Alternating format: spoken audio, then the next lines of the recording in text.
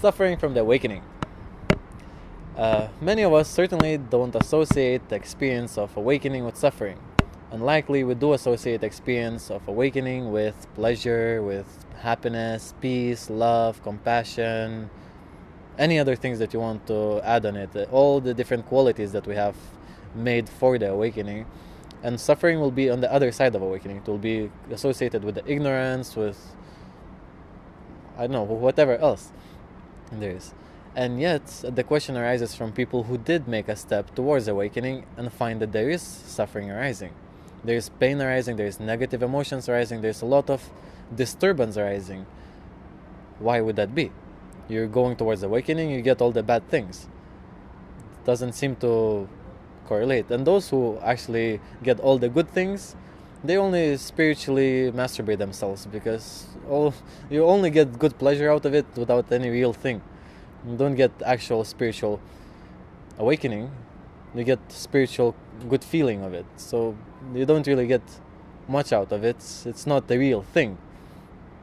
If you want to really get to awakening, you must face suffering. It's not a must and total 100% case. Yet, from what I experienced, from what I saw in other experiences, people who did get awakened, they did face a lot of suffering, a lot of negativity, a lot of disturbing feelings, a lot of disturbing energy which arose. Of course, if you are afraid of that, maybe it's not ready, no, it's not time for you to endeavor the path for the awakening. Yet if you're ready to face everything that arises, because it is likely that it will arise, the mind is such that it will pull anything out and put everything in front of you just to stop you moving forward. And it will successfully do that if you will allow that to be as a valid experience. And yet if you are conscious that if I do take a step towards awakening, suffering may arise, pleasure may arise, anything may arise, and I am willing to experience all of that in consciousness, you have freedom and space not to get influenced and overwhelmed by anything that arises. Because suffering, negativity, disturbing emotions, mind will bring anything. As I said, it will bring cousins, it will bring brothers, it will bring family and distant relatives and all that it can, just to put you back into ignorance and illusion.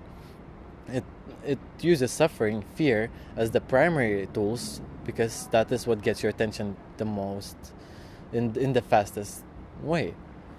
If you take suffering, if you take fear, attention goes there immediately. You don't even have almost space to choose will you put attention there or not. You already find yourself in fear, you already find yourself in disturbing feelings. And yet, with empowering yourself now, saying that I am willing to face anything that arises, may it be suffering, may it be pleasure, but I'm willing to experience all of it in consciousness. If anything of suffering or any experience arises, you are conscious to invite it. You use that as a tool, as a stepping stone to climb another step towards awakening. Because anytime that suffering experience arises, it's great. It's an opportunity for you to become conscious that mind is trying again to provide suffering, to provide the negativity, to provide disturbance, just to put you out of the track. And if you always hold the idea that awakening is only pleasure, you'll be disappointed and very quickly quit on it. And yet if you allow the space that awakening can come in any form, and if it comes through suffering, I'm willing to go through it. If you're not willing to go through suffering, you're not willing to experience awakening. And if you are willing to experience awakening, you have to open up. You have to allow all the space for anything to arise. Since now you're saying, I am experiencing all of it in consciousness, and in consciousness, there's nothing to disturb you, there's nothing that can take away you out of it, because you are the consciousness itself. You're not necessarily saying, I am being conscious. You perhaps in the beginning will have this experience, that there's an experience of somebody saying, I am choosing to be conscious. I am willing to consciously face whatever arises. And you'll find that eventually that I dissolves itself, that I itself is not real on its own.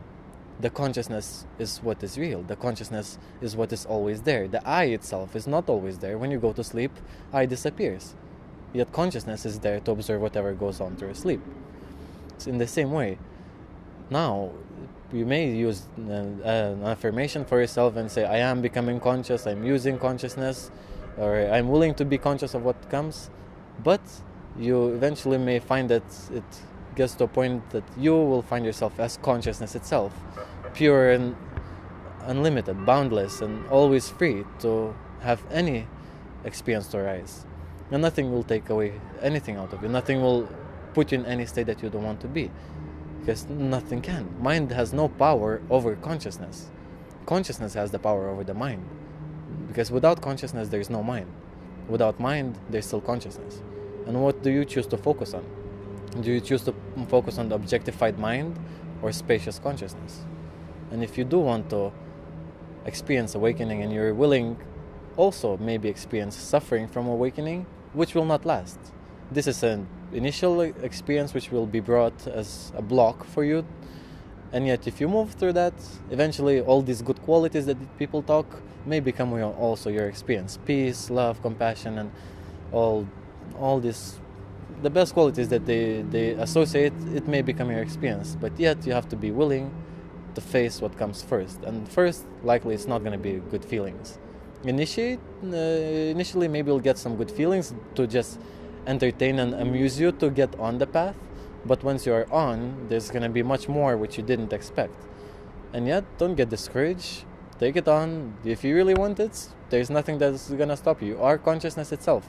Nothing can take your freedom, nothing can take your space, nothing can remove you from the experience of the self. Only the mind will suggest many thoughts, many experiences, negative experiences, to put you out of that. And yet you know that you're consciousness, and you are available, you are able to be free at all times, since you always was. You were always free, and you will never be unfree.